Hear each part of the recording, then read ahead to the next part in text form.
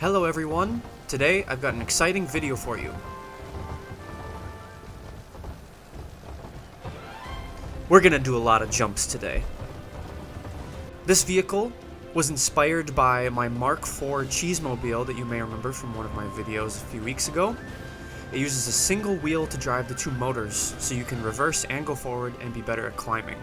But I never found it to be very optimized, like it wasn't very fast. But that's because I wasn't getting quite the right placement of the large wheel.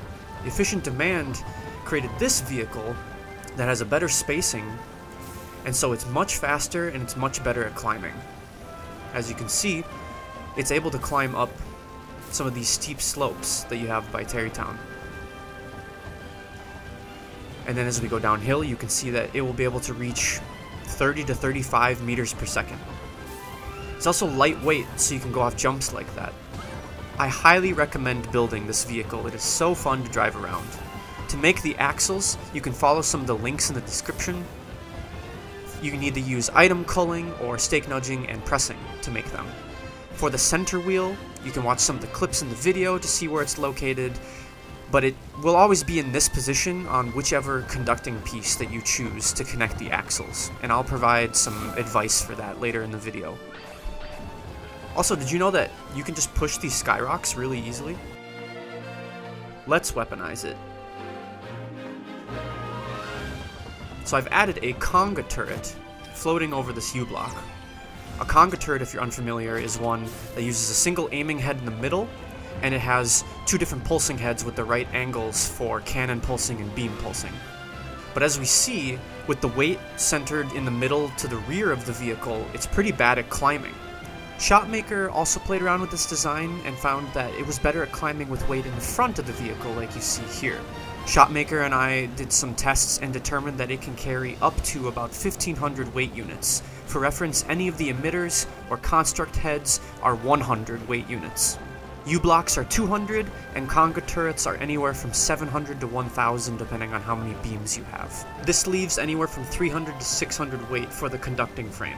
To bypass the weight issue, you can add a propeller on the front, and that will be able to carry more than 1,500. And what I did here was try to do a stabilizer gimbal sort of scenario where at some angles the propeller will be active, but going downhill and on neutral I can go really fast like this. Normally when propellers are active you can only go 10 meters per second. But if we're trying to climb up hills, if we get just the right angle, the shock emitter will be able to electrify the propeller and we can make our way up hills really easily. And with this setup, we should be able to carry as much weight as possible. But at some slopes, it doesn't quite work. This is something that's fun. I think somebody can try out if they want to, but for me personally, I just wanted to figure out what's the max weight I can add to the propeller-less version. As we saw earlier, we can have anywhere up to 600 weight units. So let's look at a couple different ones. You could use a sword, which is 75 units, and that way you can go the fastest. You can go up to a metal bar at 300 units, Goron half plate at 500 units, Korok piece at 600, the shrine plate at 750, or a shrine pole at 800. And there's also Gloom Dredger, which is 3,000. So realistically, we're probably going to use the metal bar or the Goron half plate for a conga turret. That'll give us the most strength, some speed, and the best firepower. So here I'm going to build the version that I've made with the metal bar, and we're going to see how it performs. Well, we're going to test, after just, using it and having fun with it, we're going to test how well it does when it hits objects. Do things break off? Here I'm building the version with the metal bar. It's got room enough for 5 or 6 beams in the conga turret, so here I built it with 5.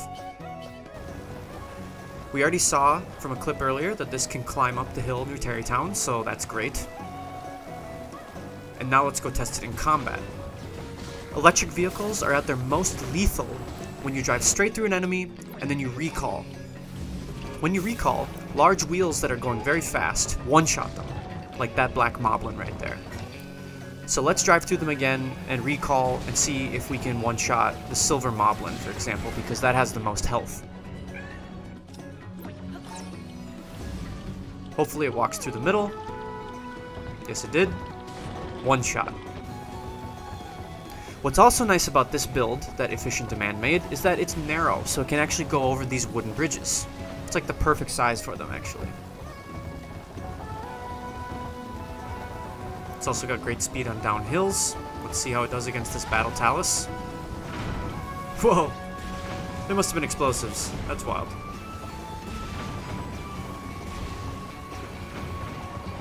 Let's do some stress testing. Hit some signposts. Alright, we see the turret broke off there. I think turrets are easier to break than any of these heavy pieces. Let's hit another signpost. Okay. Alright, axle broke off of the metal pole, so we likely need a heavier electric piece. Yeah, we see there the axle broke off before we even got off the jump. Time for Hank the Tank, which will use a Goron half-plate. Hank the Tank is one of my favorite builds I've ever made.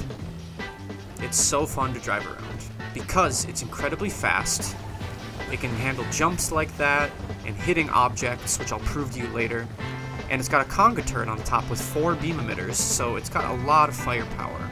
It's just really great in a lot of categories and ticks a lot of the boxes for what a land vehicle should have. I mean, look how fast that is, and how much firepower it's got. It's got 4 beam emitters and 1 cannon. All the other parts are listed on the left, most you can get from Terrytown here. It has 20 parts on it currently with the 4 beam emitters, so you could use the 21st part as a sand seal statue on top of the U-block as a perch for the conga turret. That way you don't have to deal with the culling or stake nudging to put it up there. You could also switch the star fragment for another beam, but I like the speedometer. So we're going to take it through some of the same tests that we took the metal beam one through. We'll see how well it can climb, what its durability is, how it does in combat, all that. As we look at the weights of pieces, we've got 4 beams on the conga, so it's 800. The Goron plate's 500, so that's a total of 1500. I'm trying the swerving approach to getting up the hill here. I think it's possible. I didn't quite get there. I don't think I had enough speed on the side part there. I'm willing to sacrifice that for the other benefits that I get from the Goron plate and this extra firepower. As you see though, on neutral ground it is fast, even though it's got all that weight on it. We'll take it down the hill here, see how fast its downhill speed is. That's nice. Let's see how it does in combat. If we get some nice cannon pulsing. Okay, a little too far. Those beams were really damaging it though. It does left turns a little bit better than right turns, just because of the wheel spacing. But yeah, pretty lethal. They couldn't even tell Link was there because he's covered by the U-block.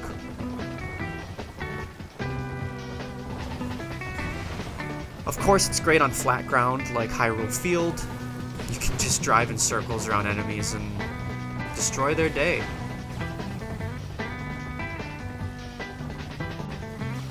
I also just wanted to poke at this silver bokoblin here, so we're kind of driving in circles around it.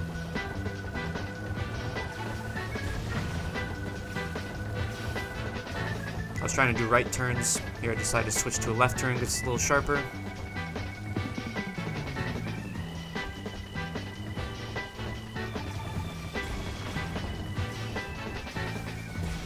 Did. There we got some cannon pulsing. Let's try it on this patrol over here. I know they're all red bokoblins, but it's still funny to one-shot them.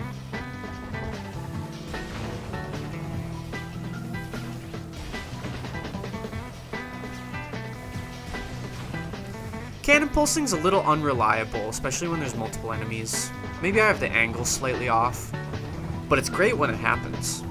And it's good for bosses who are single targets.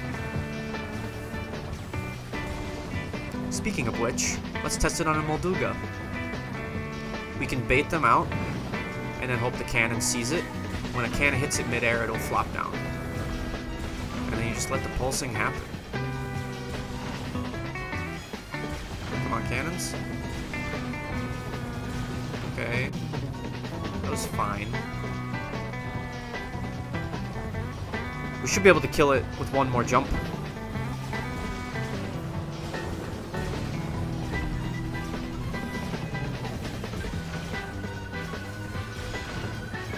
Yeah, it's dead. Pretty efficient. Alright, let's see how it does when it hits things. You actually can't run over cacti. But it doesn't break. Excellent.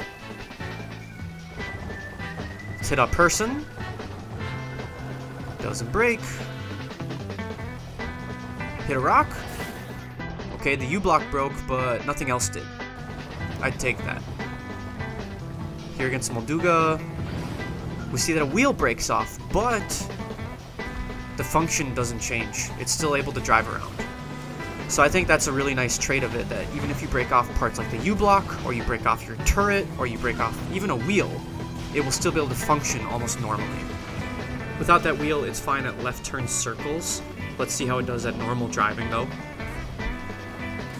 Steering's a little weird without a wheel, but as we see, we can still get up to speed.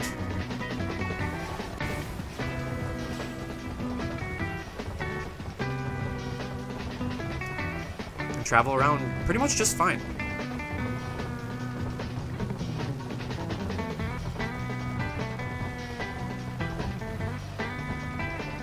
Let's do some drop tests on it now. Oh gosh. Alright, Dinral's out of the way now. I'm skeptical about the turret. I think everything else will be fine though.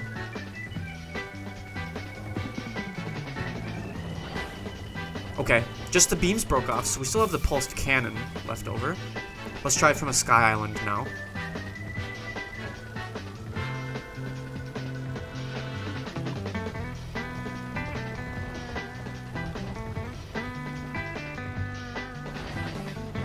Okay, beams again. It's probably because there's a lot of weight right there on that one connection, the 4 beams. So I can understand how that would break off with an impact like that. Oh, there, the whole turret broke off. But the car itself is fine.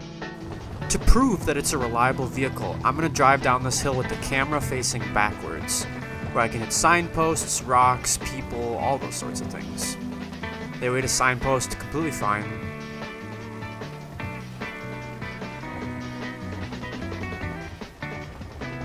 It was actually kind of fun to try and drive down a hill looking backwards. There we just drive over a rock completely fine.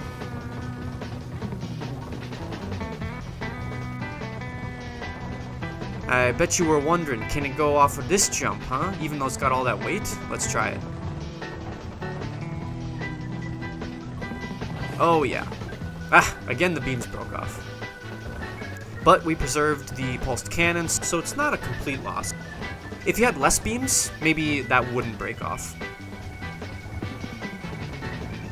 But as I'm wrapping up the video here, let's just take it over some of this kind of rugged terrain, and you can see that it still preserves good speed and good handling, even over all these bumps, which is kind of tough for an electric vehicle.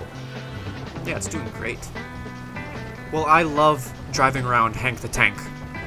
This is a very fun experience. Let me know if there are any specific areas you want to see me drive through, or enemy camps, or enemy bosses. I'd love to take suggestions. Thanks for watching, everyone.